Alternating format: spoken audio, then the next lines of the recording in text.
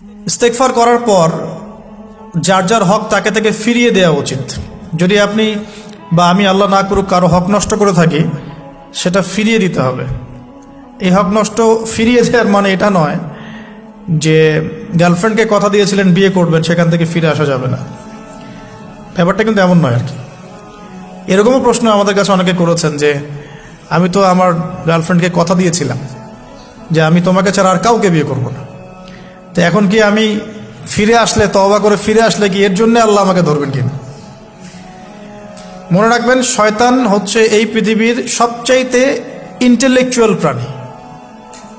Seriously, ও যে এত বেশি স্মার্ট যেটা আমাদের চিন্তারও বাইরে, চিন্তার বাইরে।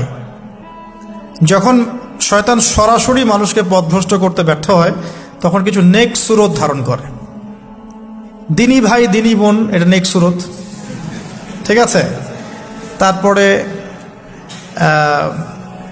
দাড়ি টুপিওয়ালা মানুষের মধ্যে এটা ঢুকিয়ে দেওয়া যে আমি তো অনেক আবেদ মানুষ, পরহেজগার, ওরা তো ককরোচ। দেখবেন বেশি না, 1 মাস যদি কেউ নামাজ পড়ে, 1 মাসে 10টা বই পড়াশোনা করে, ইসলাম সম্পর্কে একটু ঘাটাঘাটি করা শুরু করে, অন্যদের সাথে কথা বলার ক্ষেত্রে তার যে বডি ল্যাঙ্গুয়েজ, এটা খেয়াল করবেন। তো শয়তান কিন্তু অনেক স্মার্ট, এভাবে শয়তান অনেকভাবে মানুষকে প্রতারিত করতে পারে। সো শয়তানের নেক্সট শুরুতে ধোকায় পা দিবেন না। আল্লাহ পাক আমাদের সবাইকে হেফাজত করুন, আমিন। খুব ভালো একটা কাজ করছি মনে করে, একটা বড় প্রজেক্ট করছি সারা বাংলাদেশ ব্যাপী, একটু মনের মধ্যে ঢুকিয়ে দিল যে মানুষ তো দেখুক, মানুষ ভালো বলুক, যথেষ্ট আমল ধ্বংস হওয়ার জন্য। এতটুকু যথেষ্ট আমল ধ্বংস হয়ে যাওয়ার জন্য। আল্লাহ মাফ করুক আমাদেরকে। তো প্রথমে প্রিয় ভাই, তওবা করে ফিরে আসা, যার যার হক তাকে তাকে ফেরত দিয়ে দেওয়া। এরপরের সবচাইতে ইম্পর্টেন্ট জায়গাটাই হচ্ছে ইলম অর্জন করা। যেখানে আছেন সেখানেই থাকবেন, মানে যে যে প্রতিষ্ঠানে যে সাবজেক্টে পড়ছেন, এখন আপনাদের প্রায় জীবনের 20টা বছর চলে গেছে। এখন সবার পক্ষে আবার ইউটার্ন করে জিরো থেকে স্টার্ট করা পসিবল না, এবং এটা বুদ্ধিমানের কাজও হবে না। এটা বুদ্ধিমানের কাজও হবে না। ওই সেকশনে যারা আছেন তাদের সংখ্যা কিন্তু প্রচুর, যারা দিনই লাইনে পড়াশোনা করছেন, ঠিক আছে। আল্লাহ চাইলে তাদের মধ্য থেকেই ইনশাআল্লাহ এমন অনেক বড় বড় মুফতি, মুহাদ্দিস, ইমাম তৈরি হবেন, যারা ধর্মীয় অঙ্গনে নেতৃত্ব দিবেন ইনশাআল্লাহ।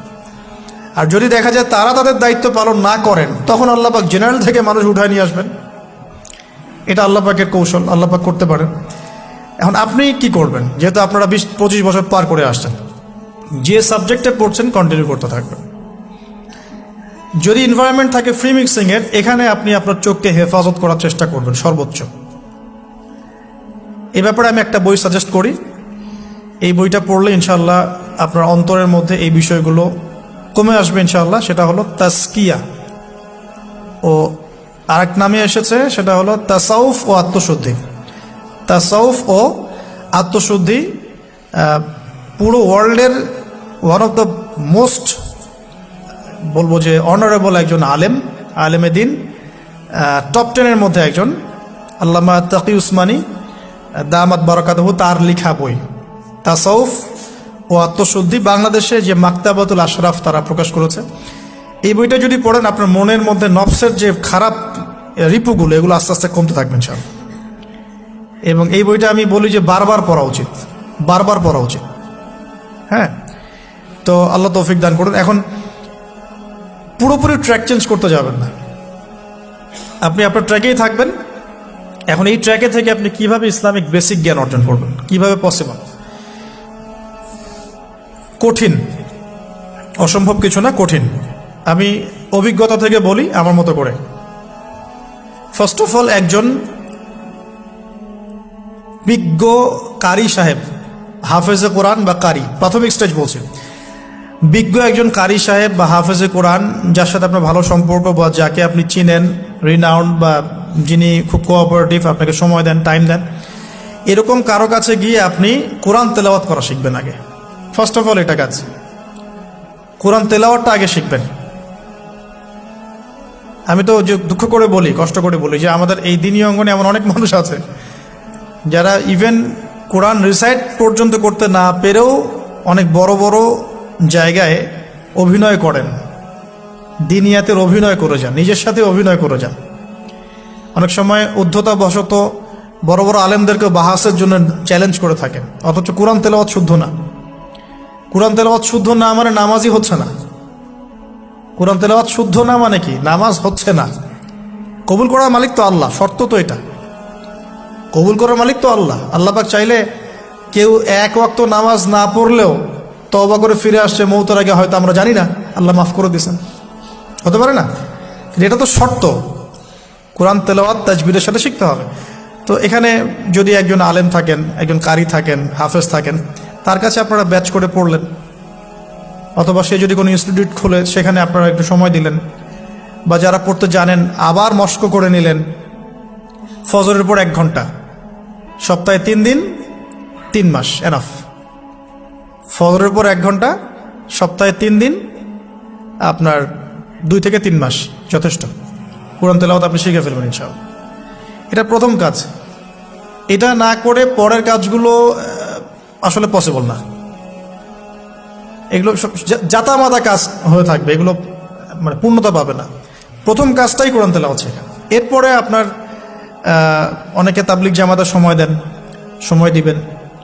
অনেকে দেখা যায় যে বাসায় দিনই বই পুস্তক পড়েন, এগুলো পড়বেন, ঠিক আছে। অনেকে হাদিসের বইয়ের যে অনুবাদগুলো হয়েছে এগুলো পড়বেন, সমস্যা নেই। কিন্তু কোরআন তেলাওয়াত অবশ্যই শিখবেন। তারপরে আপনি যদি এখান থেকে বের হওয়ার পরে বা রানিং অবস্থাতেও যদি সময় বের করতে পারেন, তাহলে মাদ্রাসা অঙ্গনের কোনো আলেমের সহবতে গিয়ে আপনি অ্যারাবিক ল্যাঙ্গুয়েজ এবং অ্যারাবিক গ্রামার শিখবেন। এটা ওটা আপনার শেখার লেসন 2, কোরআনের পর এটা শেখার লেসন 2। অ্যারাবিক ব্যাকরণ, অ্যারাবিক গ্রামার এবং অ্যারাবিক ল্যাঙ্গুয়েজ ছাড়া কোরআনের তাফসীর, তরজমা এগুলো বোঝা যায় না। যে যাই বলুক, এটাই ফুল স্টপ কথা। তাফসীর আপনি তো বঙ্গানুবাদ দেখে অনেক কিছু বুঝতে পারেন ঠিকই।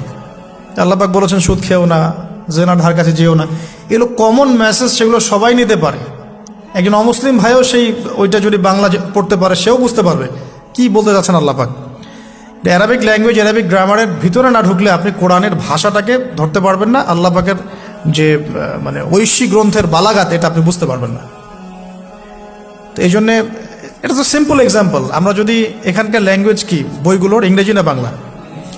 ইংলিশ। মাশাআল্লাহ, ইংলিশ ল্যাঙ্গুয়েজ যদি না জানতাম, আমি কি এখানে পরীক্ষা অ্যাটেন্ড করতে পারতাম? আমি তো ওই টপিকটাই বুঝবো না, কোন টপিক আলোচনা হচ্ছে, স্যার কি পড়াচ্ছেন। আমার তো ইংরেজি গ্রামারের এবং ইংরেজি ল্যাঙ্গুয়েজটিক আমার কোনো দক্ষতা নাই। তাহলে আমি কিভাবে ওই চ্যাপ্টার 1, চ্যাপ্টার 2, চ্যাপ্টার 3, এই টপিক ওই টপিক কেমন করে বুঝতে পারি? সিমিলার এখানে কোরআনের ক্ষেত্রে যদি আপনি ল্যাঙ্গুয়েজগুলো না জানেন এবং গ্রামারটা না বোঝেন, তাহলে কোন সূরার ভিতরে কি গভীর মর্ম, এগুলো আপনি ধরতে পারবেন। ভাষা একটা অর্থ বুঝতে পারবেন। ভাষা অর্থ পরীক্ষায় পাশ করাতে পারে, কিন্তু A+, গোল্ডেন A+ আনতে পারে না। তা আশা করি আপনি বুঝতে পারছেন যে আমি কি বলতে যাচ্ছি।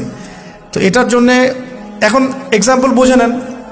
এই যে এখানে ইংরেজি ল্যাঙ্গুয়েজ পড়ছেন, ওই ল্যাঙ্গুয়েজের উপরে বেস করে আপনি বইগুলো শেষ করছেন, এটা কি ওস্তাদ ছাড়া করছেন না ওস্তাদ সহ করছেন? টিচার লাগে না? সেম জিনিস। কোরআনের ভাষা শিখতে হলেও, গ্রামার শিখতে হলেও এরকম কিছু ওলামা একরাম আপনাকে খুঁজে বের করতে হবে। এখন ওলামা একরামরা কিন্তু অনেক ব্যস্ত, অনেকের অনেক কাজ থাকে, অনেকের মাদ্রাসা থাকে, অনেকের দিদি খেদমত থাকে। এর মধ্যেও আল্লাহর কাছে দোয়া করতে থাকেন, ইনশাল্লাহ আপনাকে আপনার ওস্তাদ আল্লাহ পাঠিয়ে দিবেন ইনশাআল্লাহ। আল্লাহ পাক কাউকে ওস্তাদ ছাড়া রাখবেন না। ওস্তাদের কাছে আপনার বিহেভিয়ার কেমন হবে, এখন আপনি টিচারের সাথে যেমন বিহেভিয়ার রাখেন সেরকম। তিনি সবক দিবেন, আপনি সেটা বাসায় কভার করবেন, নতুন পড়া নেবেন, আবার পড়া দিবেন। এইভাবে আস্তে আস্তে 4-5টা ক্লাসিক্যাল অ্যারাবিক গ্রামারের বই যদি কভার করতে পারেন, ইনশাআল্লাহ আপনি কোরআনের এই যে আলহামদুলিল্লাহ রাব্বিল আলামিন পড়ছেন, অর্থটা নিজেই বুঝতে পারবেন। হ্যাঁ, যালিকাল কিতাব লা রাইবা ফিহি হুদাল লিল মুত্তাকিন পড়ছেন, আপনি নিজেই বুঝতে পারবেন যে আল্লাহ পাক কি বলছেন আমাকে। তো এই যোগ্যতাটা অর্জন না করলে সত্যিকার অর্থে আমরা যে কোরআনিক সমাজ যেটা বলি আর কি বড় গলায়, এটা আসলে বাস্তবায়িত হবে না, তা আমার মত।